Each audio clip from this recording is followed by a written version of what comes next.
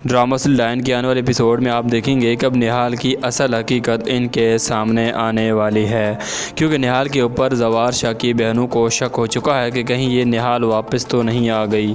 और दूसरी तरफ निहाल अब अपने बच्चे को गोद में उठाने के लिए शबाब को नींद की गोली देने वाली है। और इसी के साथ ही साथ जवार शाह तो किसी काम से जाने वाले हैं अपनी ज़मीनों पर, और ऐसे में निहाल का जो दुश्मन है जिसने अपने हाथों से निहाल को सीने में वार किया था, अब उसको निहाल की झलक देकर और उसकी आंखों को देखकर शक होने वाला है कि ये निहाल वापस कैसे आ सकती है।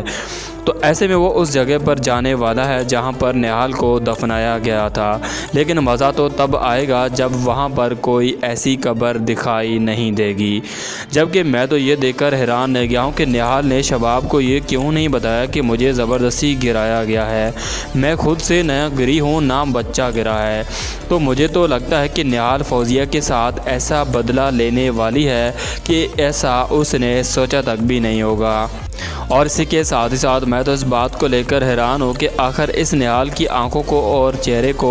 किसी ने इतने दिन तक किसी शक की निगाह से नहीं देखा, और इनको अब कैसे शक हो गया। और निहाल की मां ने भी अपनी बेटी को तक नहीं पहचाना। मतलब ऐसा कैसे हो सकता है कि एक माँ अपनी बेटी के चेहरे को ही भूल जाए, क्योंकि जितनी भी चेंज हो जाए निहाल, लेकिन उसकी माँ उसको पहचान सकती है, ऐसा हो नहीं सकता। तो ऐसे में ड्रामा लाइन के आने वाले एपिसोड में आप देखेंगे कि सबसे पहले निहाल फौजिया को धमकी देगी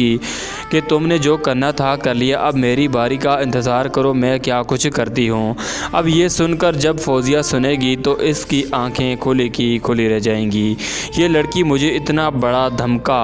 ये लड़की मुझे इतनी बड़ी धमकी कैसे दे सकती है। अब इसी धमकी से फौजिया अंदाज़ा लगाने वाली है कि निहाल, क्योंकि वो अल्फाज कुछ ऐसे बोलेगी जो कि फौजिया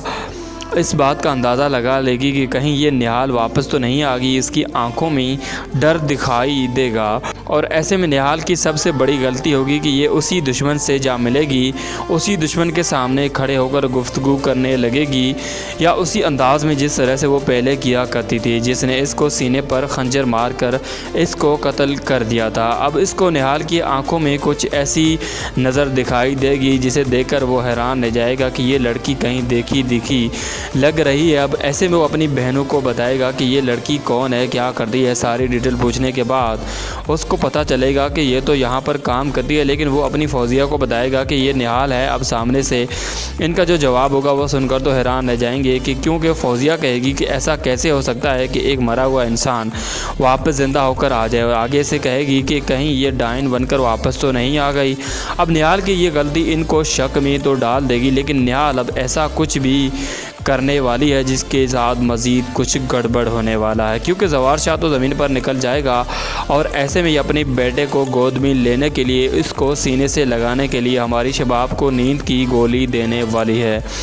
ताकि वो सुकून से सो जाए। अब ऐसे में वो अपने बच्चे को उठाकर उसके साथ टाइम गुजारने लग जाए, जबकि दूसरी तरफ इनको शक हो चुका है कि ये सीधा इसी कब्रिस्तान पर चले जाएंगे जहाँ पर निहाल को दफनाया गया था। तो ऐसे में ये बात कन्फर्म करने के लिए सीधा आ जाएंगे हमारी उसी कब्रिस्तान पर जहाँ पर हमारे इस निहाल को दफनाया गया था। तो कब्रिस्तान तो बनी होगी, तो ऐसे में ये देखकर इसको दिल में सुकून आएगा कि शुक्र है, मैं समझा कहीं वो दोबारा वापस ना आ गई। लेकिन इनको कहीं ना कहीं डर लग रहा है कि हमारी निहाल से, और ऐसे में अब शबाब भी बहुत कुछ करने वाली है, क्योंकि शबाब को इस बात का एहसास हो जाएगा कि जवार बिल्कुल ठीक कहते हैं, तुम्हारी मुझे बहुत ज़रूरत है। ऐसे में मिशा अपनी